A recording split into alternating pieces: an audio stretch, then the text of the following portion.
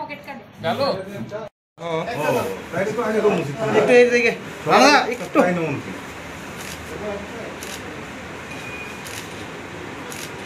আমরা একটু একটু এদিকে না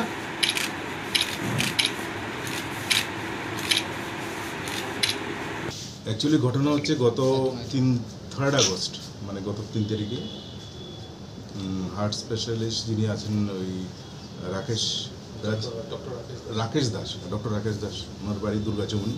ওনার বাড়ি থেকে উনি জেনারেলি প্রতিদিনই বিকাল 5টায় বাড়ি থেকে বেরিয়ে যান এবং ওনার বাবা শঙ্কর দাস ওনারা সবাই ওই টাইমটাতে ওনারা বাড়িতে থেকে বেরিয়ে যান। এটা সবাই হয়তো ফলো করেছে চোরেরা। ওরা ফলো করে বাড়ির ভেতর ঢুকে ওনাদের উপরের যে মন্দির আছে ঠাকুরের মন্দির থেকে সোনার জিনিস যা আছে সেগুলো নিয়ে গেছে। তো সব কিছু মিলিয়ে 3 ভরি হয়তো একটু বেশি হতে পারে। তো অ্যাকর্ডিংলি ওনার বাবা শঙ্কর দাস উনি একটা এফআইআর করেছেন থানাতে।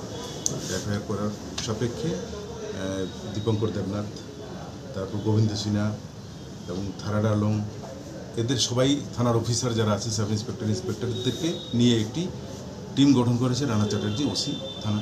এবং সেই টিম প্লেন ক্লথে এবং ইউনিফর্মে বিভিন্ন জায়গায় বিভিন্ন সোর্সের মাধ্যমে খবর বার করে এবং সেই কেসে যারা যুক্ত ছিল, যারা চুরি করেছে, বিশেষ করে যিনি বিকি তাঁতি এবং গোপাল দাস যাদের বাড়ি রাধানগর, ওনাদেরকে আইডেন্টিফাই করা হয় এবং এদেরকে অ্যারেস্ট করা হয়।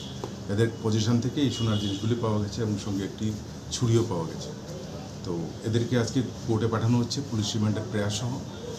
ওদেরকে রিমান্ডে আনা হবে। ওরা অন্য কোনো চুরির ঘটনায় জড়িত আছে কিনা সেটা মানে খতিয়ে দেখা হবে।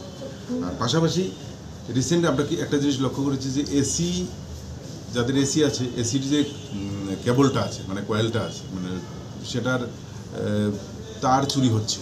তো সেই সম্পর্কেও আমাদের কাছে কিছু কমপ্লেন এসেছিল। সেটারও ভিত্তি করে একজনকে ধরা হয়েছে। তার নাম হচ্ছে কী নাম,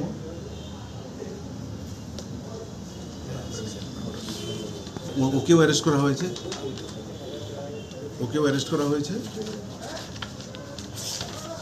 ওর নাম হয়েছে রাজেশ নাম। ওর বাড়ি হচ্ছে আড়ালিয়া।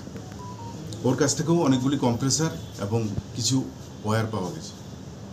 তো ওকেও আজকে কোর্টে পাঠানো হচ্ছে রিমান্ডের প্রয়াস। তো ওর কাছ থেকেও বিস্তারিত আমরা জেনে নেব কোথা থেকে ওরা চুরি করেছে বা ওর সাথে আর কারা জড়িত আছে।